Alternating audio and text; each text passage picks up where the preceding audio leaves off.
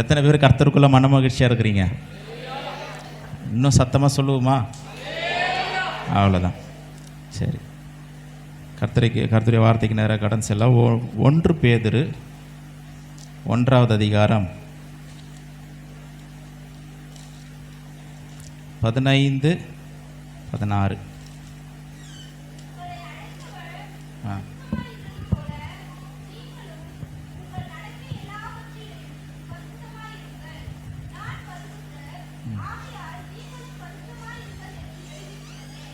ஆமென்.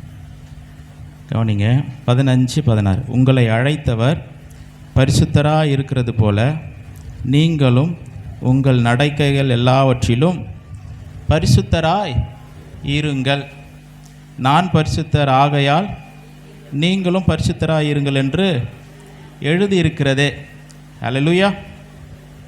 Sophie என்ன பண்ணுறீங்க? Phone வாங்கி வச்சுருங்க, உள்ளே வச்சுருங்க. ஓகே. வசனம் சொல்லுது, உங்களை அழைத்தவர் பரிசுத்தராய் இருக்கிறது போல நீங்களும் உங்கள் நடக்கைகள் எல்லாவற்றிலும் பரிசுத்தராய் இருங்கள். வசனம் சொல்லுது, உங்களை அழைத்தவர் பரிசுத்தராய் இருக்கிறது போல. அப்படின்னா நம்மை தேவாதி தேவன் நம்மை அழைத்திருக்கிறார். எதுக்காக அழைத்திருக்கிறார்னா பரிசுத்தமாய் வாழ்வதற்கு நம்மை அழைத்திருக்கிறார். ஆமீன் சொல்லுவோமா? ஓகே. ஏன் நம்மை அழைத்தார்னா, நம்ம ஒரு காலகட்டத்தில் அசுத்தத்தில் இருந்தோம், தேவனுக்கு பிரியமில்லாத காரியங்களை செஞ்சிட்டு இருந்தோம், இருளில் இருந்தோம், தேவன் அருவருக்கிற காரியங்களை செய்திருந்தோம், தேவனுக்கு தூரமாக இருந்தோம், பாவிகளாக இருந்தோம். அப்படிப்பட்ட வாழ்க்கையிலிருந்து தேவன் நம்மை அழைத்தார். எதுக்காக அழைத்தார்? பரிசுத்தமாய் வாழ்வதற்கு நம்மை அழைத்தார். ஹல்லேலூயா. பரிசுத்தமாய் வாழ்வதற்கு அழைத்தார். அந்த வாழ்க்கை பாருங்கள், அசுத்தத்தில் வாழ்ந்த வாழ்க்கை, அறியாமையில் வாழ்ந்த வாழ்க்கை, இருளில் வாழ்ந்த வாழ்க்கை, வியாதியில் வாழ்ந்த வாழ்க்கை, நோய் நொடியோடு கூட வாழ்ந்த வாழ்க்கை, இதெல்லாம் பாரமான ஒரு வாழ்க்கை, கஷ்டமான வாழ்க்கை, தாங்க முடியாத வாழ்க்கை. அதனால தான் ஆண்டவர் சொல்லுவார் மத்தேயுவில் 11ஆவது அதிகாரம் 28, வருத்தப்பட்டு பாரம் சுமக்கிறவர்களே நீங்கள் எல்லாரும் என்னண்டைக்கு வாருங்கள், நான் உங்களுக்கு இளைப்பாறுதல் தருவேன். நம்முடைய ஆண்டவர் அழைக்கிற தேவன். பாரமான வாழ்க்கையிலிருந்து லகுவான வாழ்க்கைக்கு அழைக்கிற தேவன். பாரமான வாழ்க்கையிலிருந்து இளைப்பாறுதல் நிறைந்த வாழ்க்கைக்கு அழைக்கிற தேவன். உஷ்ணமான வாழ்க்கையிலிருந்து நீரோடைகள் அருகே இருக்கிற அந்த நிழலுக்கு அழைக்கிற தேவன். ஹல்லேலூயா. நம்முடைய ஆண்டவர் அழைக்கிற தேவன். அசுத்தத்திலிருந்து பரிசுத்தத்திற்கு அழைக்கிறார். நல்லா கவனிக்கணும். நல்லா கவனிச்சா தான் உங்களுக்கு புரியும். இந்த வார்த்தை உங்களுக்கு பலனாக இருக்கும். போகும்போது சந்தோஷமாக போவீங்க. இங்கே உட்காந்துக்கிட்டு வீட்டில் இருக்கிற காரியங்களை யோசிச்சுட்டு இருந்தோம் அப்படின்னா வசனத்தை விட்டுருவோம். சரிங்களா? கவனிக்கணும். இப்போ பரிசுத்தம் சொல்லும் பொழுது பரிசுத்தம் 2 காரியம். பரிசுத்தத்தில் 2 வகை இருக்குது. 2 வகைன்றத விட 2 காரியமும் இன்க்ளூட் ஆகிருக்கு. பரிசுத்தம்னா 2 காரியம். ஒன்று பரிசுத்தம் என்று சொல்லும் பொழுது சுத்திகரிக்கிறது. ஒரு பாத்திரம் அழுக்காக இருக்குன்னா என்ன பண்ணுவோம்? நம்ம அதை சுத்திகரிச்சுட்டா என்ன சொல்லுவோம்? க்ளீன் ஆயிடுச்சு, சுத்தமாயிருச்சு அப்படின்னு சொல்லுவோம். அப்போ பரிசுத்தம் என்று சொல்லும் பொழுது அசுத்தமாக இருக்கிறத கழுவ வேண்டும். இப்போ நம்ம கூட ஒரு காலகட்டத்தில் அசுத்தமாக இருந்தோம். ஏசப்பா அவருடைய ரத்தத்தினால நம்மை கழுவி சுத்திகரித்து பரிசுத்தப்படுத்திட்டார். இது ஒரு பரிசுத்தம். 2வது ஒரு பரிசுத்தம் என்னென்னா, சுத்திகரிக்கப்பட்ட கழுவப்பட்ட அந்த பாத்திரம் தேவனுக்காக பயன்படுவது. தேவனுக்காக பயன்படுது. சுத்தமாக இருக்கிற ஒரு பாத்திரத்தை சிலர்லாம் சொல்லுவோம், இது சாப்பிட்றதுக்கு மட்டும்தாங்க இந்த தட்டு. எதுக்கு தான்? சாப்பிட்றதுக்கு. அதே தட்டை வேறு எல்லாத்துக்கும் யூஸ் பண்ணுவோமா? பண்ண மாட்டோம். சில பேர்லாம் பெட் அனிமல்ஸில் வளர்ப்பாங்க. எத்தனை பேர் பெட் அனிமல்ஸ் வளர்க்குறாங்க? வளர்க்குறவங்க இருக்காங்களா இங்கே? பெட் அனிமல்ஸ் வளர்க்குறீங்களா? சரி, ஓகே. சில அந்த பெட் அனிமல்ஸ்க்கு என்ன பண்ணுவாங்க, அதுக்கு ஒரு தட்டு வைப்பாங்க. ஒரே தட்டில் நம்ம சாப்பிடுவோமா? சொல்லுங்கள். அதுக்கு வேறு தட்டு. ஒரே தட்டில் 2 பேர் சாப்பிட்டா எப்படி இருக்கும் பாருங்கள். நமக்கே பிடிக்காது. அதுக்கு ஒரு தட்டு, நமக்கு ஒரு தட்டு. ஒரே கடையில் தான் தட்டு வாங்குகிறோம். இப்போது டாக்ஸ் இருக்குன்னு வைங்களேன், டாக்ஸுன்னு சொல்லிட்டு வேறு எங்கன்னா தட்டு வாங்குகிறோமா, அதுக்குன்னு எதனா ஸ்பெஷலாக தட்டு விற்கிறாங்களா? இல்லை. நம்மளாம் யூஸ் பண்ணுற தட்டு தான் என்ன பண்ணுறோம், நாய்க்கு வைக்கிறோம். ஆனால் ஒன்ஸ் அதை வச்சுட்டுன்னு நம்ம எடுக்க மாட்டோம். அதை நமக்குன்னு தட்டு தனியாக இருக்கும். சரிங்களா? அதே போல் தான் ஆண்டவர் வந்து நம்மை கழுவி சுத்திகரிச்சதுக்கப்புறம் என்ன சொல்கிறாருன்னா, இனிமேல் நீ வந்து எனக்காகன்றார். உன்னை நான் என்னுடைய வேலைக்காக, என்னுடைய காரியத்துக்காக உன்னை பயன்படுத்த போகிறேன். உன்னை பரிசுத்தப்படுத்தி எதுக்காக பரிசுத்தப்படுத்தி இருக்கிறாரு? அவருக்காக வாழும்படிக்கு நம்மை பரிசுத்தப்படுத்தி இருக்கிறார். புரியுதுங்களா? அவருக்காக வாழும்படிக்கு நம்மை பரிசுத்தப்படுத்தி இருக்கிறார். அவருடைய காரியங்களை செய்வதற்கு நம்மை பரிசுத்தப்படுத்தி இருக்கிறார். இயேசு கிறிஸ்து கூட ஒரு இடத்துல சொல்லுவார். என்ன சொல்லுவார்னா, என்னை நானே பரிசுத்தப்படுத்தி கொள்ளுகிறேன் அப்படின்னு சொல்லுவார். எல்லா வசனத்தை எடுத்து காண்பிக்கிறது நேரம் இல்லை. என்னை நானே பரிசுத்தப்படுத்தி கொள்ளுகிறேன். அப்போ அதுக்கு முன்னாடி இயேசு கிறிஸ்து பரிசுத்தம் இல்லாமல் இருந்தாரா? இல்லை. அவர் பரிசுத்தர் தான். அவர் பிறக்கிறதுக்கு முன்னாடியே பரிசுத்தர், அவருடைய பிறப்பு பரிசுத்தம், அவர் வாழ்ந்தது பரிசுத்தம், எல்லாமே பரிசுத்தம் தான். ஆனாலும் அந்த வார்த்தை ஏன் சொல்கிறார், என்னை நானே பரிசுத்தப்படுத்தி கொள்ளுகிறார்னா, என்னை உம்முடைய வேலைக்காக நான் என்ன பண்ணுறேன், பிரித்தெடுக்கிறேன். இப்போ பரிசுத்தம் என்று சொல்வது பிரித்தெடுத்தல். சொல்லுங்கள், பரிசுத்தம் என்பது பிரித்தெடுத்தல். யாருக்காக பிரித்தெடுக்கப்படுகிறோம்? கர்த்தராகிய இயேசு கிறிஸ்துவுக்காக வாழ்வதற்கு பிரித்தெடுக்கப்பட்டிருக்கிறோம். உலக வாழ்க்கை வாழ்வதற்கு இல்லை. இப்போ இதை நல்லா புரிஞ்சுக்கணும். நீங்கள் எல்லாரும் சொல்லுங்கள், என்னை தேவன் அழைத்திருக்கிறார். எதுக்காக அழைச்சிருக்கிறாரு? பரிசுத்தமாய் வாழ்வதற்கு. முதல் பரிசுத்தம் என்ன? நாம் கழுவப்பட வேண்டும். ரெண்டாவது பரிசுத்தம், தேவனுக்காய் வாழ வேண்டும். அவருக்காய் வாழ்வதற்கு தான் என்ன பண்ணியிருக்காரு, பரிசுத்தப்படுத்தியிருக்காரு. உன்னை கழுவிட்டம்பா, சுத்திகரிச்சுட்ட, நீ க்ளீன் ஆகிட்ட, இனிமேல் உன் இஷ்டம்பா, நீ எப்படி வாழ்ந்துக்க அப்படின்னு ஆண்டவர் சொல்லலை. கழுவி சுத்தம் பண்ணதே அவருக்காக தான். அவருக்காக பயன்படும் படிக்கு தான் நம்ம கழுவப்பட்டிருக்கோமே, அதை புரிந்து கொள்ள வேண்டும். அல்லேலூயா. எல்லாவற்றுக்கும் மேலாக ஒரு காரியத்தை நம்ம புரிந்து கொள்ளணும். என்னென்னா, ஒரு காரியம் மாறி இருக்கா, ஒரு காரியம் புதிதாக்கப்பட்டிருக்குதா, இனிமேல் என்ன பண்ணணும் அப்படின்னா, புதிதாக்கப்பட்ட நிலைமையிலே அந்த காரியம் இருக்க வேண்டும். புரிகிற மாதிரி சொல்கிறேன் பாருங்கள். இப்போ அசுத்தமான வாழ்க்கையிலிருந்து கர்த்தர் என்னை வேறு பிரித்தெடுத்திருக்கிறார். அவருக்காய் வாழும்படிக்கு என்னை அழைத்திருக்கிறார். என்னை அவருடைய இரத்தத்தினால் கழுவி சுத்திகரித்திருக்கிறார். என்னை பரிசுத்தப்படுத்தியிருக்கிறார். இனிமேல் நான் என்ன பண்ணணும்னா, எங்கேருந்து வந்தனோ அங்கே போகக்கூடாது, எங்கேருந்து வந்தனோ அந்த இடத்துக்கு போகக்கூடாது. அப்படிப்பட்ட வாழ்க்கை நமக்கு தேவையில்லை. அல்லேலூயா. சில காரியங்கள் பாருங்கள், இந்த மெடிக்கல் ஃபீல்டில் இருக்கிறவங்களாம் தெரியும். ஆப்ரேஷன் பண்ணும்போது நல்லா சாப்பிட்டுட்டு வாங்கன்னு சொல்கிறாங்களா? சொல்லுங்கள். 3 வேளை நல்லா சாப்பிட்டு வாங்க, உங்களுக்கு ஆப்ரேஷன் பண்ணுறேன் யாருன்னா சொல்கிறாங்களா? சாப்பிடக்கூடாதுன்றாங்க. ஏன்னா ஒரு காரியத்தை செய்வதற்கு ஒரு காரியம் அதுக்கு ரெக்குவயர்மெண்ட் இருக்குது. எப்போ எதுவும் சாப்பிடக்கூடாது, அப்போ தான் என்ன பண்ண முடியும், உனக்கு ஆப்ரேஷன் பண்ண முடியும். அதே போல் பாருங்கள், சிலர் சுகர் டெஸ்ட் எடுக்கிறாங்க. சாப்பிட்றதுக்கு முன்னாடி, சாப்பிட்றதுக்கு அப்புறம். சாப்பிட்றதுக்கு முன்னாடி எடுக்க வேண்டிய டெஸ்ட்டு சாப்பிட்டு போய் எடுத்தால் எப்படி ரிசல்ட் வருங்களா? வராது. அதுக்கு பேர் என்னது சொல்லுங்கள்? Fasting test. சாப்பிடாம தான் என்ன பண்ணணும், அதை எடுக்கணும். அதே போல் தான் இப்போ நம்ம தேவனுக்காய் பரிசுத்தமாக வாழணும் அப்படின்னா சில காரியங்களை செய்யக்கூடாது, சில காரியங்களை செய்ய ஆரம்பிக்கணும். இவ்வளோதான். ஆமென். இதுக்குள்ளே நம்ம வந்துட்டோம்னா நம்ம வாழ்க்கை மாற ஆரம்பிச்சிடும். நம்ம என்ன பண்ணுறோன்னா, சில நேரங்களில் காலாகாலமாக ஒரே மாதிரி ட்ரெடிஷ்னலாகவே வாழ்ந்து பழகிட்டோம். எப்படின்னா, சபைக்கு போகிறோம், இன்றைக்கி சர்ச்சுக்கு போயிட்டோங்க, சண்டே சர்வீஸ் முடிஞ்சிச்சிங்க, அடுத்தது நாங்கள் அடுத்த நிகழ்ச்சி என்ன அப்படின்னு போயிடுறோம் நம்ம.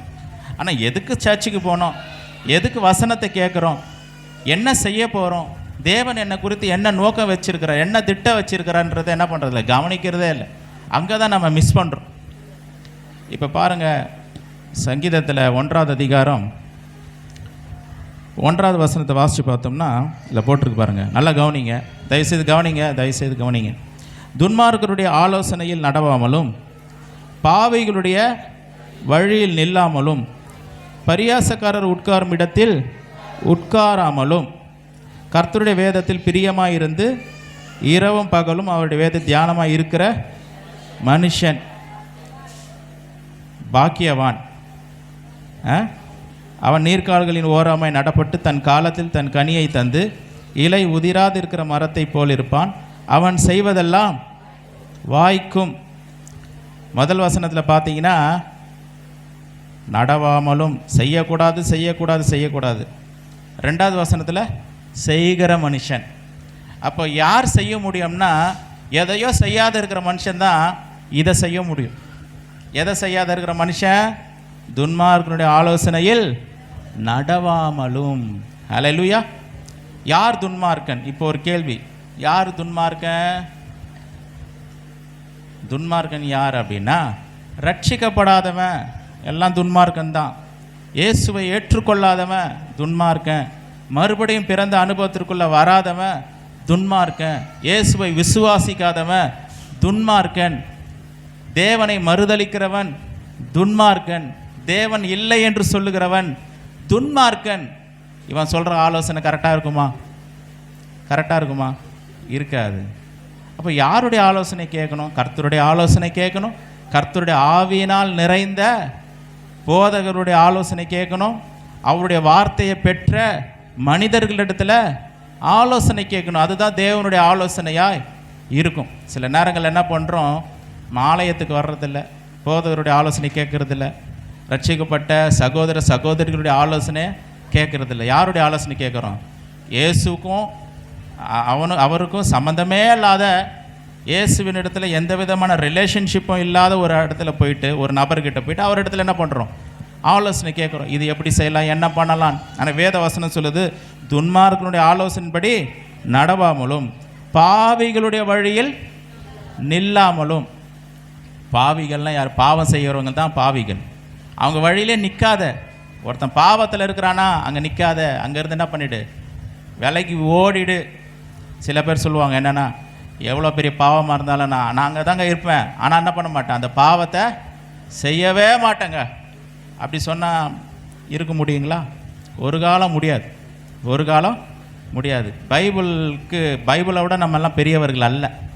பைபிளை விட சிலெல்லாம் சொல்லுவாங்க, இல்லைங்க நான் அந்த இடத்துக்கு தாங்க போகிறேங்க, நண்பர்கள்லாம் குடிக்கிறாங்க, ஆனால் கூட தாங்க நான் இருப்பேன், ஆனால் நான் என்ன பண்ண மாட்டேன், தொடவே மாட்டேன். அப்படி இருக்க முடியுமா? முடியாது. ஆண்டவர் சொல்கிறாரு, பாவிகளுடைய வழியில் என்ன பண்ணாத, இல்லைங்க சினிமாவுக்கு தாங்க போகிறேன், அவங்கெல்லாம் சினிமா நான் பார்க்கவே மாட்டேன், கண்ணை மூடி பண்ணால் இருக்க முடியுமா? பாவத்தை விட்டு விலகி ஓடுன்ற. பாவத்தை விட்டு விலகி ஒரு இடத்துல இது பாவம்னு தெரியுதா, அங்கே இருக்காத, அங்கேருந்து கிளம்பி தப்பிச்சு ஓடி போயிரு. உன் கண் உனக்கு இடரலாக இருந்தால் உன் கண்ணை பிடுங்கி போடுன்றார். உன் வலது கை உனக்கு இடரலாக இருந்தால் அந்த வலது கை என்ன பண்ண, தரித்து போடுன்றார். அப்படின்னா லிட்ரலாக தரித்து போடுறதில்ல. இந்த காரியம் எனக்கு தடையாக இருக்குது, ஏசப்பாக்கா வாழ்வதற்கு இது தடையாக இருக்குது அப்படின்னா, தடையாக இருக்கிற காரியத்தை என்ன பண்ணு, தகர்த்து போடு. அது உனக்கு வேணாம். இயேசு கிறிஸ்துக்குள்ளே வாழ்வதற்கு தடையாக இருக்கா, அது வேண்டாம். இந்த படம், இந்த சினிமா உங்களுக்கு தடையாக இருக்கா, அதுக்கிட்ட போகாதீங்க. இந்த நாடகம் உனக்கு தடையாக இருக்கா, கிறிஸ்துவுக்குள் நல்லா யோசிப்பாரு. நல்லா ஜெபம் பண்ணியிருப்போம், நல்லா துதிச்சிருப்போம், இன்றைக்கி எல்லாம் குறைஞ்சி போயிருக்கணும், ஏதோ ஒன்று தடை பண்ணுது. நீ உன் வாழ்க்கையில் கொண்டு இருந்த ஆதி அன்பை நீ என்ன பண்ணிட்ட, விட்டுட்ட. ரட்சிக்கப்பட்ட புதுசில் நல்லா ஜெபம் பண்ணியிருப்போம், நல்லா பைபிள் வாசிச்சிருப்போம், நல்லா துதிச்சு பாடியிருப்போம், ஆராதிச்சிருப்போம், சர்ச்சுக்கு வந்திருப்போம், எல்லாம் பண்ணியிருப்போம். இப்போ அதோட அளவு எப்படி இருக்குன்னா நிறைய குறைஞ்சி போயிருக்கும். காரணம் என்ன? ஏதோ உள்ளே வந்திருக்கு, ஏதோ உள்ள வந்திருக்கு. ஏதோ ஒரு பாவிகளோட வழியில் நம்ம நிற்க ஆரம்பிச்சிருக்கிறோம். யாரோ ஒருத்தருடைய துன்மார்க்கருடைய ஆலோசனையில் நடக்க ஆரம்பிச்சிருக்கிறோம். அதுதான் காரணம். இதை விடாமல் ஆவிக்குரிய வாழ்க்கையில் நம்ம ஏசப்பாக்காக நல்லா வாழ முடியும்னு நினைக்க முடியாது. இதை விட்டால் தான் ஒன்று என்ன பண்ண முடியும், இன்னொன்றை பெற்றுக்கொள்ள முடியும். அதுதான் தேவன் நம்ம இடத்துல எதிர்பார்க்குறாரு. நம்முடைய ஆவிக்குரிய வாழ்க்கை எப்படி இருக்கு? நல்ல ஆவியில் அனலாக இருந்த நம்ம அது குறைஞ்சி போயிருக்கிறோமா இல்லை கூடிக்கிட்டே இருக்கிறோமா? யோசிச்சு பார்க்கணும். ஹல்லேலூயா. நம்முடைய அபிஷேகம் குறையுதா இல்லை கூடுதா? எத்தனை பேர் சொல்ல முடியும், என்னுடைய அபிஷேகம் நாளுக்கு நாள் கூடுதுங்கன்னு சொல்கிறவங்கள ஒரு ஹல்லேலூயா சொல்லுவோமா? ஹல்லேலூயா. அப்போ கூடலைன்றவங்க நிறைய பேர் உட்காந்துட்டு இருக்கீங்க. நீதிமான்களுடைய பாதை நடுப்பகல் வரைக்கும் இருக்கிற சூரிய பிரகாசத்தை போல அதிகமாய் பெருகிக்கிட்டே இருக்கும். ஹல்லேலூயா. அதுதான் ஒவ்வொரு நாளும் தேவ மகிமை நமக்குள்ளே பெருக வேண்டும். ஒவ்வொரு நாளும் தேவ அபிஷேகம் நமக்குள்ளே பெருக வேண்டும். தேவனுடைய வல்லமை நமக்குள்ளே பெருக வேண்டும். தேவனுடைய வரங்கள் நமக்குள்ள பெருக வேண்டும். அதுக்காக தான் நம்ம அழைக்கப்பட்டிருக்கிறோம். இதுக்கு நிறைய தடையாக பிசாசு என்ன பண்ணுறான், நிறைய தடைகள் கொண்டு வந்திருக்கிறான். பிசாசுக்கு அவ்வளோ பெரிய வல்லமெல்லாம் கிடையாது. ஆண்டவர் வந்து சிலுவையிலே அவனுடைய வல்லமைகள் என்ன பண்ணிட்டார், உறிந்துட்டார். இப்போ என்ன பிரச்சனை அப்படின்னா, இப்போ அவனுடைய தந்திரங்கள் தான் அவங்ககிட்ட இருக்குது. என்ன இருக்குது, அவன் தந்திரமாக என்ன பண்ணுறான், தேவ பிள்ளைகளுடைய வளர்ச்சியை தடுக்க பார்க்குறான், தேவ பிள்ளைகளுடைய ஆசீர்வாதத்தை திருட பார்க்குறான், தேவ பிள்ளைகளுடைய பரிசுத்தத்தை குலைக்க பார்க்குறான். அவனுடைய தந்திரம் எப்படியாவது என்ன பண்ண, ஏதாவது ஒரு மனுஷன் மூலமாக தான் வருவான், வேறு ஏதாவது ஒரு ஆள் மூலமாக தான் வருவான், இல்லை ஒரு நாடகத்தின் மூலமாக வருவான், ஒரு சினிமா மூலமாக வருவான், வேறு ஏதாவது ஒரு தேவையில்லாத காரியத்தின் மூலமாக வந்து நம்மளை டிஸ்ட்ராக்ஷன் கொடுப்பான். தேவன் மேலே இருக்கிற கவனத்தை எடுக்க பார்ப்பான், கர்த்தர் மேலே இருக்கிற அந்த ஃபோக்கஸை எடுக்க பார்ப்பான், வேதத்தின் மேலே இருக்கிற அந்த ஃபோக்கஸை தகர்க்க பார்ப்பான். ஜப ஆவியை நம்ம விட்டு எடுக்கிறதுக்கு என்ன முயற்சி பண்ணணும், அந்த டிஸ்ட்ராக்ஷன் கொடுப்பான். அவனுடைய பெரிய ஆயுதம், பிசாசனுடைய பெரிய ஆயுதம் என்ன தெரியுங்களா, டிஸ்ட்ராக்ஷன். பெரிய ஆயுதம் அது, அவனுடைய பெரிய ஆயுதம். நல்லா ஜெபம் பண்ணிட்டு இருப்போம், ஏதாவது வேறு ஏதாவது ஒரு காரியம் வந்துட்டு அந்த காரியத்துக்கு முக்கியத்துவம் கொடுத்துட்டு என்ன பண்ணியிருப்போம், ஜபத்தை கோட்டை விட்டுட்டுருப்போம். வேதம் வாசிக்கிறத நம்மளே மனசை தேத்திப்போம். நேற்றுலாம் ரொம்ப பிஸிங்க, ரொம்ப வேலை, அதனால தாங்க நான் ஜெபம் பண்ண முடியல, நம்மளே தேத்திக்கிறோம். பிசாசு ரொம்ப சிரிப்பான், கையை தட்டி ஒரே சிரிப்பு அவனுக்கு. பாரு, நான் தான் அந்த பிஸியை கொடுத்தேன், நான் தான் அந்த டிஸ்ட்ராக்ஷனே கொடுத்தேன், பார்த்தியா நீ உன்னால் என்ன பண்ண முடியல, ஜெபம் பண்ண முடியல. ஒரு ஆளை அனுப்புனேன்னு வாடான்னு உன்னை கூட்டு போனான்ல, எதுக்கு, நீ ஜெபம் பண்ணக்கூடாது தான், நீ பைபிள் படிக்கக்கூடாது, நீ ஆண்டவரை தேடக்கூடாது, இன்னும் நெருங்கி ஜீவிக்கூடாது, அதுக்கு தான் ஆளை அனுப்புனேன் அப்படின்னு சொல்லி அவன் சந்தோஷப்படுவான். ஆண்டவர் சொல்கிறாரு, துன்மார்க்கனுடைய ஆலோசனையில் நடவாமலும் பாவிகளுடைய வழியில் நில்லாமலும் பரியாசக்காரர் உட்காரும் இடத்தில் உட்காராமலும். இந்த பாவத்திலே பாருங்கள், ஸ்டெப் பை ஸ்டெப்பு. முதல்ல துன்மார்க்கனுடைய ஆலோசனை, அது ஒரு ஸ்டெப்பு. ரெண்டாவது ஸ்டெப்பு பாவிகளுடைய வழி. மூணாவது ஸ்டெப்பு இதை விட ரொம்ப மோசம், பரியாசக்காரர் உட்காரும் இடத்துல என்ன பண்ணாத, உட்காராது. முதல்ல ஆலோசனை கேட்குறாங்களாம், அப்புறம் என்ன பண்ணுற, பாவழிகள் வழியில் நிற்கிறாங்க. பாவம் பாருங்கள், பாவம் வந்து திருப்தி அடையாது, பாவம் திருப்தி அடையாது, அடுத்த ஸ்டெப்புக்கு போயிட்டே இருக்கும். பாதாளம் இன்னைக்குன்னா திருப்தி அடையுதுங்களா, அடையாது. பார்க்கறதுனால கண்கள் திருப்தி அடைகிறதா, இல்லை. அடுத்தது என்ன, அடுத்தது என்ன, நெக்ஸ்ட்டு என்ன, நெக்ஸ்ட்டு என்ன, நெக்ஸ்ட்டு என்ன. முதல்ல அவனுக்கு ஆசையாக இருந்தது துன்மார்க்குடைய ஆலோசனை நல்லா இருக்கிற மாதிரி இருக்கும். துன்மார்க்குடைய ஆலோசனையாக நிறைய பேர் கேட்குறாங்க, அது அப்படியே ஆசை நல்லா இருக்கிற மாதிரி இருக்குது. அடுத்த ஸ்டெப் என்ன பண்ணிடுறான், போகிற வழியில் கேட்டவன் இப்போ உட்காந்து நின்று கேட்குறான், சொல்லு என்ன பண்ணலான்னு. அடுத்த ஸ்டெப் என்ன பண்ண, உக்காந்துட்டான் அங்கேயே. என்ன பண்ணிட்டான், அங்கேயே சேரை போட்டு உக்காந்துட்டான். அடுத்த ஸ்டெப்பு போய்கிட்டே இருக்குது பாருங்கள். ஆண்டவர் சொல்கிற, இதெல்லாம் இதுதானே பண்ணு, எல்லாத்தையும் கட் பண்ணு, இதெல்லாம் வேணாம், இதெல்லாம் இருந்தால் என்ன பண்ண முடியும், பரிசுத்தமாக உன்னால் வாழ முடியாதுன்றார். இதெல்லாம் தகர்த்து போடு. 2வது வசனம், கர்த்தருடைய வேதத்தில் பிரியமாயிருந்து இரவும் பகலும் அவருடைய வேதத்தில் தியானமாக இருக்கிற மனுஷன் பாக்கியவான் சொல்லுது. ஹல்லேலூயா. ஆண்டவர் நம்ம வந்து பரிசுத்தமான வாழ்க்கைக்கு கர்த்தர் நம்ம அழைத்திருக்கிறோம். இதை புரிந்து கொள்ளணும். நம்முடைய வாழ்க்கையில் என்ன இருக்குது, பரிசுத்தம் இருக்கா, இல்லை பரிசுத்தத்துக்கு அப்படி ஆப்போசிட்டாக இல்லை அசுத்தமான காரியங்களுக்கு நம்ம ஆராய்ந்து பார்க்கணும். எதையே யோசிக்கிறோம். இந்த உலகத்தில் அவர் சரியில்லை, இவர் சரியில்லை, எல்லாம் சரியில்லைன்னு யோசிக்கிறோம். வசனத்தில் நம்மை நாமே நிதானித்து அறிந்தால், சொல்லுங்கள் முடியுங்களேன், நம்மை நாமே நிதானித்து அறிந்தால் நாம் நியாயம் தீர்க்கப்படும். அவன் சரியாக இருக்கிறான், இவன் சரியாக இருக்கிறான்னு பார்க்க, நம்ம சரியாக இருக்கிறோம் நம்ம பார்த்துக்கணும். நம்மை நாம் என்ன பண்ணணும், நிதானித்து அறிய வேண்டும். ஒரு வசனத்தை வாசிக்கலாம். கலாத்தியர் 5வது அதிகாரம் 19வது வசனம். கலாத்தியர் 5வது அதிகாரம் 19வது வசனம் அப்படி சொல்லுது பாருங்கள். கலாத்தியர் 5:19, மாம்சத்தின் கிரியைகள் வெளியரங்கமாக இருக்கின்றன. கவனிங்க, இதுதான் ஒரு மனுஷனை அசுத்தமுள்ளவர்களாக மாற்றக்கூடிய காரியங்கள். மாம்சத்தின் கிரியைகள் வெளியரங்கமாக இருக்கின்றன. அவையாவன விபச்சாரம், வேசித்தனம், அசுத்தம், காமவிகாரம், விக்கிரக ஆராதனை, பில்லி சூனியம், பகைகள், விரோதங்கள், வைராக்கியங்கள், ஸ்டபன், கோபங்கள், சண்டைகள், பிரிவினைகள், மார்க்கப்பேதங்கள், பொறாமைகள், கொலைகள், வெறிகள். பொறாமைகள், கொலைகள், வெறிகள். வெறிகள்னா வெறிகள், வெறித்திருக்கிறது, வெறிகள், களியாட்டுக்கள் முதலானவைகளை. இதெல்லாம் வந்து ஒரு மனுஷனை அசுத்தவானா வைத்து கொள்ளும். இதிலிருந்து தான் கர்த்தர் வெளியே வர சொல்கிறாரு. இதெல்லாம் உனக்கு வேணாம்பா, இதெல்லாம் பண்ணால் என்ன நடக்குமா? போட்டிருக்கு பாருங்க. பொறாமைகள், கொலைகள் 21. பொறாமைகள், கொலைகள், வெறிகள், களியாட்டுகள் முதலானவைகள், இப்படிப்பட்டவைகளை செய்கிறவர்கள் தேவனுடைய ராஜ்யத்தை சுதந்திரிப்பது இல்லை. இப்படிப்பட்ட காரியங்களை செய்கிறவங்க பரலோகத்துக்குள்ள, பரலோக ராஜ்யத்துக்குள்ள என்ன பண்ண முடியாது? என்ட்ரே ஆக முடியாதுன்றார்.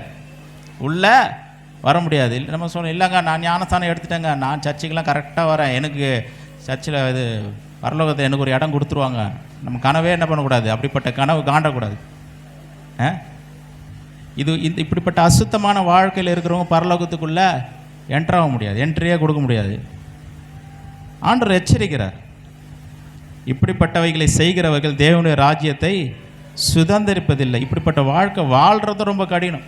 இது பாரமான வாழ்க்கை, சஞ்சலம் நிறைந்த ஒரு வாழ்க்கை. ஆண்டவர் இதெல்லாம் வேணாமான்றார். இதெல்லாம் வேணாம், வாழ்க்கையை கெடுத்துரும், உன்னை அழிச்சு போட்டுரும், உன்னை காலி பண்ணிடும். இப்படிப்பட்ட வாழ்க்கை வேணாம், ஏன் கூட வா, உனக்கு ஒரு இலைப்பாறுதல் உள்ள ஒரு வாழ்க்கையை தரேன். பாவம் ரொம்ப ஈஸி நம்ம நினைக்க முடியுமா? பாவம் தான் இருக்குது ரொம்ப மோசம். ஒரு மனுஷனை அப்படி அழுத்தி சிறுமைப்படுத்தி பாரப்படுத்தி அவனால் வாழவே முடியாது. ரொம்ப கஷ்டம் பாவமான வாழ்க்கை வாழ்கிறது. தேவையில்லை. ஆண்டவர் சொல்கிறார், இதெல்லாம் விட்டுட்டுன்றார், இதெல்லாம் உனக்கு தேவையில்லைன்றார். இப்போ கடைசி காலகட்டத்தில், இப்போ நம்ம வாழ்கிற காலம் கடைசி காலம். இயேசு கிறிஸ்து வருகை எப்போ வேணா இருக்கும். இன்றைக்கி வந்தாலும் ஆச்சரியப்படுறதுக்கு இல்லை. அதனால் ஆண்டோடைய வசனமே இப்போ மாறி போச்சு. வசனம் கர்த்தர் எப்படி கொடுக்குறாரு பாருங்கள். ஒரு எச்சரிப்பின் வசனத்தை வாசிக்கலாம். வெளிப்படுத்தின விசேஷம் 22, வெளிப்படுத்தின விசேஷம் 22:11 வாசிக்கலாம். அநியாயம் செய்கிறவன் இன்னும் அநியாயம் செய்யட்டும். நீ அநியாயம் செய்கிறியா, உன் இஷ்டம்பா செஞ்சுக்கொன்றார். இருங்க, அநியாயம் செய்கிறவர்கள் அநியாயம்தான் செய்வன் சொல்கிறியா, மனம் திரும்ப மாட்டேன்னு சொல்கிறியா, எனக்கு இதுதான் பிடிச்சிருக்கு, நான் இப்படி தான் இருக்க போகிறேன்னு சொல்கிறியா, இருந்துக்குப்பான்றார். உன் இஷ்டம், உன்னுடைய இஷ்டம். அநியாயம் செய்கிறவன் இன்னும் செய்ய, இன்னும் உன்னால் எவ்வளோ அநியாயம் செய்ய முடியுமோ செஞ்சுக்கோ, உங்கள்கிட்ட தான் இருக்குது, எல்லாம் பண்ணிக்கோன்றார். அசுத்தமாக இருக்கிறவன் பரிசுத்தமாருன்னு சொல்லலை, கவனிங்க. அசுத்தமாக இருக்கிறவன் இன்னும் அசுத்தமாக இருக்கட்டும். ஒன்று குளிராக இரு, இல்லைங்க இன்னைக்கு இயேசுவும் வேணாம், அந்த பரலோகம் வேணாம், எதுவும் வேணாம் அப்படின்னா இருந்துக்கும், அப்படியே போயிரு. இல்லைங்க இந்த பாவமான வாழ்க்கை வேணாங்க, நான் ஒளியில் வாழ போகிறேன், ஏசப்பாக்காக வாழ போகிறேன், எனக்கு ஒரு நிம்மதி வேணுங்க, இந்த உலகத்தில் நான் வாழணுங்க, என் குடும்பத்தோடு கூட நான் நல்லபடியாக நான் வாழணும், என்னுடைய எதிர்காலம் ஆசீர்வாதமாக இருக்கணும், சமாதானமாக இருக்கணும், என் குடும்பத்தை என் பிள்ளைகளுக்கு நான் சாபத்தை சேர்த்து வைக்கக்கூடாது, என் பிள்ளைகளுக்கு நான் ஆசீர்வாதத்தை சேர்த்து வைக்கணும், ஒரு சின்ன வாழ்க்கை ஏசப்பாக்காக நான் வாழ்கிறேன் அப்படின்னு சொல்லி நீங்கள் வந்தீங்கன்னா அவருக்காக வாழலாம். ஆனால் வசனம் சொல்லுது, ஸ்ட்ராங்காக பேசுது பாருங்கள். அசுத்தமாக இருக்கிறவன் இன்னும் அசுத்தமாக இல்லை, இப்படி தான் இருப்பான்னா நீ இருந்துக்கோ, அதுக்கேற்ற பலன் பின்னாடி வருதுன்றார். நீதி உள்ளவன் இன்னும் நீதி செய்யட்டும், பரிசுத்தம் உள்ளவன் இன்னும் பரிசுத்தமாகட்டும். பாவத்துக்கு மூணு ஆப்ஷனு, பரிசுத்தத்துக்கு 2 ஆப்ஷனுக்கு பாருங்கள். அநியாயம் செய்கிறவன் அசுத்தமாக இருக்கிறவன், அநியாயம் செய்கிறவன் இன்னும் அநியாயம் செய்யட்டும், அசுத்தமாக இருக்கிறவன் அசுத்தமாக இருக்கட்டும். அதில் 2, இதில் 2. நீதியுள்ளவன் இன்னும் நீதி செய்யட்டும், பரிசுத்தம் உள்ளவன் இன்னும் பரிசுத்தம். நான் பரிசுத்தமாக ஆகிட்டேன் அப்படின்ற எண்ணம் இருக்கா? இன்னும் நான் பரிசுத்தத்தில் வளர வேண்டும், இன்னும் நான் ஜெபிக்கணும், இன்னும் நான் தேவனை தேடணும், இன்னும் நான் அந்த வேத வசனங்களை நான் புரிந்து கொள்ள வேண்டும், இன்னும் நான் தேவனுக்காய் வாழ வேண்டும்.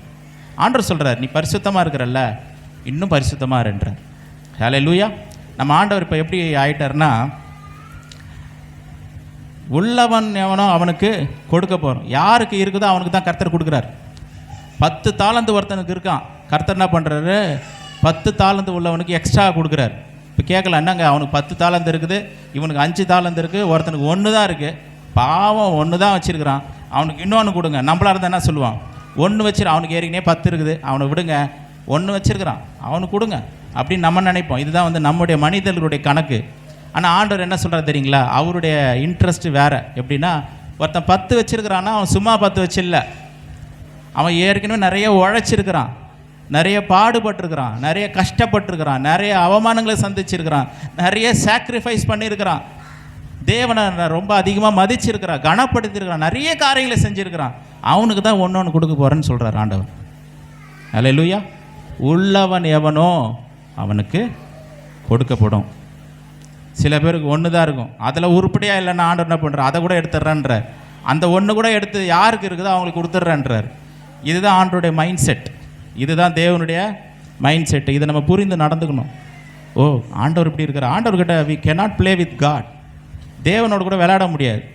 நம்ம என்ன வேணால் செய்வோம், அவர் என்ன வேணால் பண்ணுவார், அதெல்லாம் ஒன்றும் கண்டுக்க மாட்டாருங்க. இல்லை இல்லை, நம்ம வாழ்க்கையில் எடுக்கிற ஒவ்வொரு தவறான முடிவுகளுக்கும் அதுக்கேற்ற பிரதிபலன் பின்னாடி இருக்குது.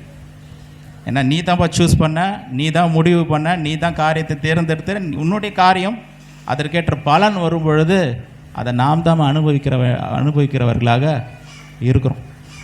ஜாக்கிரதையாக இருக்கணும். ஆண்டவர் வந்து தாழ்மை உள்ளவர்கள் கர்த்தர் கிருபை அளிக்கிறார். ஆண்டவரே, நம்மளாலாம் முடியாது, ஆண்டவரே எனக்கு கிருபை கொடுங்க ஆண்டவர், உம்முடைய வழியில் நடக்கிறேன், பரிசுத்தமாக வாழ்வதற்கு என்னை ஒப்பு கொடுக்குறேன், இந்த அசுத்தங்கள் எனக்கு வேணாம், இந்த அவமானமான வாழ்க்கை எனக்கு வேணாம், இந்த நிந்தனையான வாழ்க்கை எனக்கு வேண்டாம், நீர் காட்டுகிற வழியில் நான் என்ன பண்ணுறேன், நான் செல்கிறேன், எனக்கு கிருபை கொடுங்க அப்படின்னு நீங்கள் சொன்னீங்கன்னா கர்த்தர் உங்களுக்கு கிருபை கொடுப்பார். ஹல்லேலூயா. சர்ச்சைக்கு வர்றதுனால காரியங்கள் மாறிடாது, புரிந்து கொள்ள வேண்டும். நம்முடைய இருதயத்தை உண்மையாக கர்த்தருக்கு ஒப்பு கொடுத்தோம் அப்படின்னா தேவன் வந்து நல்ல பாதையில் நம்மை நிச்சயமாய் நடத்தி செல்வார். மனுஷனோ முகத்தை பார்க்கிறான், கர்த்தரோ இருதயத்தை பார்க்கிறான். ஹல்லேலூயா. பார்வோனுக்கு கர்த்தருடைய வார்த்தை மோசே மூலமாக வருது, நீ எந்த மட்டும் உன்னுடைய இருதயத்தை கடினப்படுத்துவ, எவ்வளோ காலம் கடினப்படுத்த போகிறன்றார். கடினப்படுத்தி கடினப்படுத்தி கடினப்படுத்தி கர்த்தருடைய வார்த்தை என்ன பண்ணுறாரு, அசட்டை பண்ணிக்கிட்டே இருக்கு. எவ்வளோ காலம் அசட்டை பண்ண முடியும்? அசட்டை பண்ணி பண்ணி பண்ணி பண்ணி பண்ணி ஒரு காலகட்டத்தில் அதற்கேற்ற பலன் வரும் பொழுது நம்மளால் தாங்க முடியாது. நம்ம அதை என்ன பண்ண முடியாது, வி கேனாட் பேர் இட், அதை நம்ம தாங்க முடியாது. பாருங்கள், சின்ன ஒரு தவறு, ஒரு பாவமான வாழ்க்கை விடவே முடியல, அதுலேயே இருக்கிறோம், அப்படியே ஒட்டிக்கிட்டு இருக்கிறோம் அப்படின்னா ஆண்டவர் சொல்கிறாரு, வாழ்க்கை முடிந்ததுக்கப்புறம் அதுக்கேற்ற ஒரு பிரதிபலன் வரும் பாருங்கள், நம்மளால் தாங்க முடியாது, அதை சுமக்க முடியாது. இல்லைங்க, நான் சின்ன தப்பு தாங்க பண்ணுங்க, அதுக்கு இவ்வளோ பெரிய தண்டனையா, இவ்வளோ பெரிய தண்டனை நான் எப்படிங்க நான் சுமக்க முடியும், என்னால் முடியாதுங்கன்னா அதை விட முடியாத நம்ம என்ன பண்ணோம், இல்லை விட முடியாது இருந்தோம்ல, அதுக்கேற்ற பலன். அதே போல் பாருங்கள், இந்த உலகத்தில் ஏசப்பாக்காக வாழும் பொழுது பிசாசு சும்மா விடுவானா? விடமாட்டான். துன்பங்களை கொடுப்பான், உபத்திரவங்களை கொடுப்பான். வசனம் சொல்லுது, இந்த உலகத்தில் உங்களுக்கு உபத்திரவங்கள் உண்டு, ஆனாலும் திடன் கொள்ளுங்க, நான் உலகத்தை ஜெயித்தேன் என்றார்.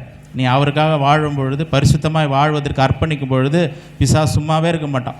24 மணி நேரமும் திட்டம் போட்டுட்ருப்பான், இவனை எப்படி கவுக்கிறது, எப்படி தந்திரமாக இவனுடைய வாழ்க்கை கெடுக்கிறது, இவன் பரிசுத்தமாக வாழணும்னு நினைக்கிறான், அசுத்தத்தை எப்படி உள்ளே கொடுக்கறது, எப்படி டிஸ்ட்ராக்ஷனை கொடுக்கறது, எல்லா விதமான பிளானும் பண்ணுவான்.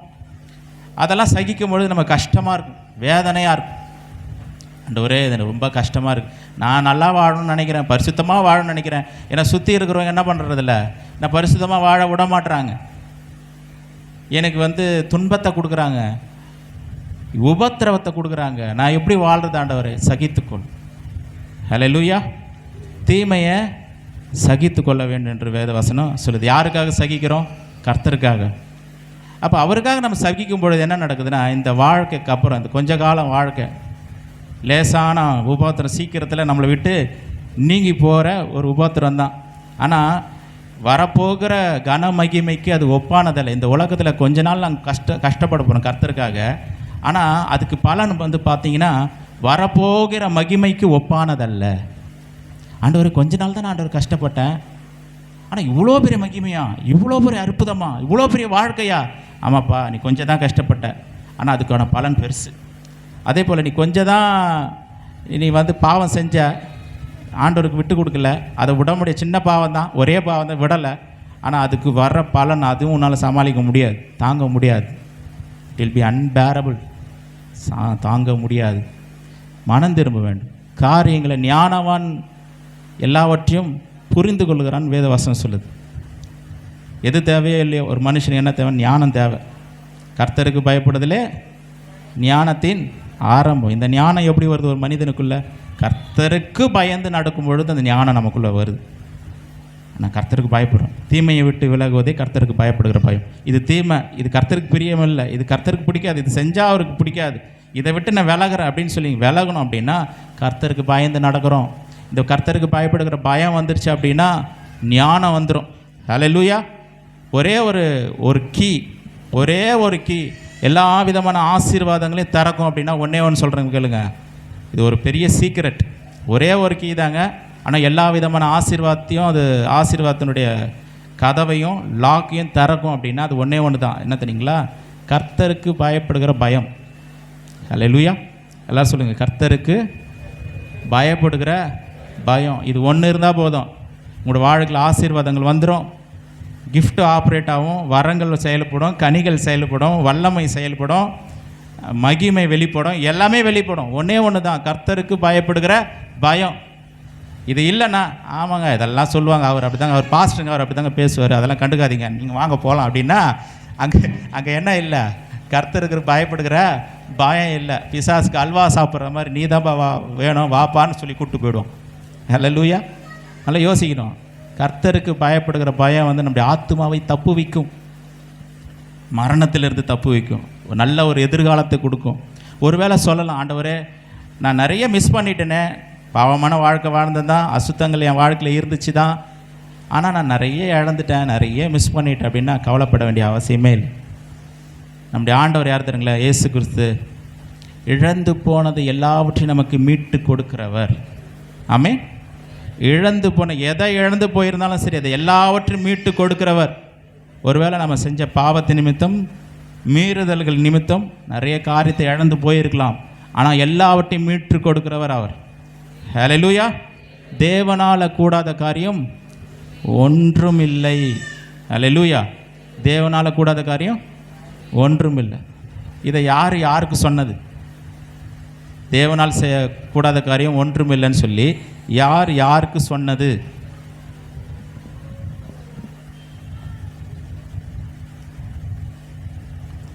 சொல்ல மாட்டீங்களா? தேவனால் கூடாத காரியம் ஒன்றும் இல்லைன்னு யாருக்கு சொன்னது? எனக்கு தெரியும், ஆனால் அமைதியாக இருக்கிறேன்னு இருக்கீங்களா? இப்போ தான் சொல்கிறீங்க, நானும் பார்க்குறேன். ஐடியாவை சரி எனக்கு தெரியுங்க, ஆனால் நான் சொல்ல மாட்டேன்னு சொல்கிறேன். கை தூக்குங்க. ஏங்க இப்படி யோசிக்கிறீங்க? லூக்கா 1:37 வாசிங்க.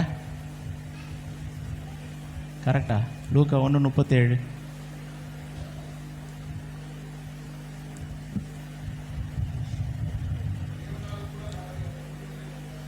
தேவனால் கூடாத காரியம் ஒன்றும் இல்லை. இப்போ சொல்லுங்க, யாருக்கு சொன்னது? எலிசபெத்தா?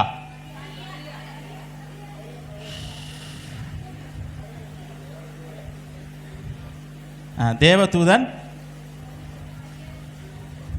மரியாள் இடத்துல சொன்னது. தேவதூதன் மரியாள் இடத்துல சொன்னது, தேவனால் கூடாத காரியம் ஒன்றும் இல்லை. சரி, கடைசியாக ஒரு கேள்வியோட முடிக்கிறேன். ஏன்னா நான் நிறைய எழுதிட்டு வந்தேன், முடிக்க முடியல. ஆனால் அடுத்த வாரம் தொடரலான்னு இருக்கேன் இந்த பரிசுத்த வாழ்க்கையை பற்றி. மரியாள், நல்ல கவனிங்க. மரியாள் வந்து நிறைய காரியங்களை வந்து பைபிளில் பேசினாங்க. லூக்காவில் பார்த்தீங்கன்னா அதே அதிகாரத்தில் நிறைய பேசியிருப்பாங்க அவங்க. மரியாள் கடைசியாக பேசுனது எது தெரியுங்களா? கடைசியாக பேசுனது எதனா இருக்குங்களா?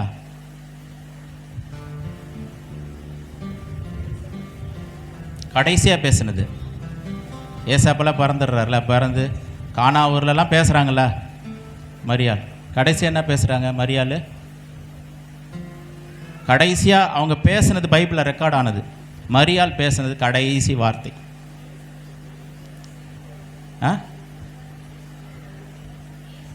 சொல்லுங்க.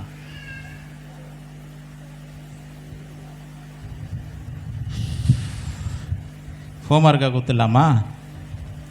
மரியாள் கடைசியாக பேசினது வேதத்தில் குறிப்பிடப்பட்ட காரியம் என்ன?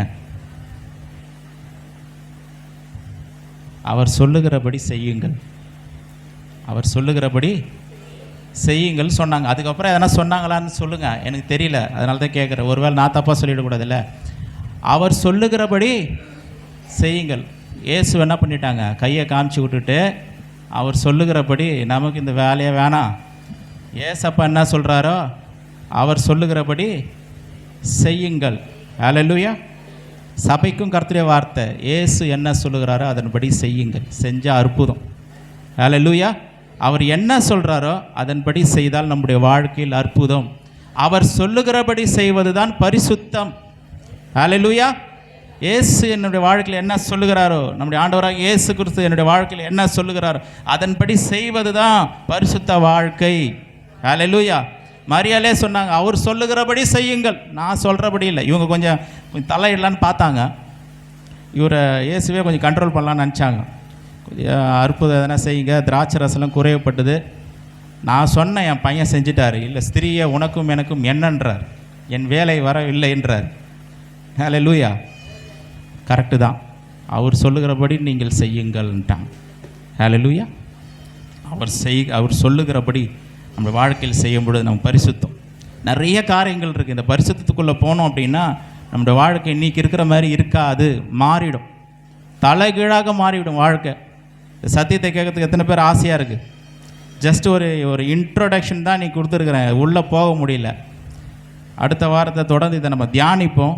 வாழ்க்கை மாறிடும். நம்ம எப்படிப்பட்டவர்கள், எப்படிப்பட்ட வாழ்க்கை கர்த்தர் நம்ம கொடுத்துருக்கிறாருன்றது நமக்கு நல்லா புரியும். வாழ்க்கை இன்றைக்கி இருக்கிற மாதிரி இருக்காது, வித்தியாசமானதாக, அநேகருக்கு ஆசீர்வாதமான வாழ்க்கையாக நம்முடைய வாழ்க்கை மாறிடும். நம்ம ஜெபிக்கலாம்.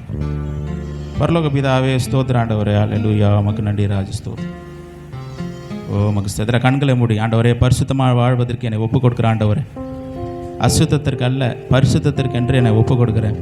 உம்முடைய வார்த்தையின்படி வாழ்வதற்கு என்னை ஒப்புக் கொடுக்குற ஆண்டவரே, எனக்கு உதவி செய்யுங்க ஆண்டவர். இந்த கிருபையினால் என்னை அலங்கரிங்க, அதிசயங்களை செய்யுங்க, அற்புதங்களை செய்யுங்க ஆண்டவரே. பழைய பாவ வாழ்க்கைக்குள்ளே நாங்கள் போகாதபடிக்கு உமக்காய் வாழுகிற ஒரு பரிசுத்த வாழ்க்கையை கர்த்தாவே நாங்கள் வாழ எங்களுக்கு உதவி செய்யுங்க. அப்படி கிருபைகளை தாங்கி வாழ்ந்துட்டோம். அப்படி நாமத்திற்கே சகல துதிக மகிமையை ஆட்டி செலுத்துகிறோம். கர்த்தராகிய இயேசு கிறிஸ்து மூலம் கேட்குற ஜீவன நல்ல பிதாவே, ஆமென்.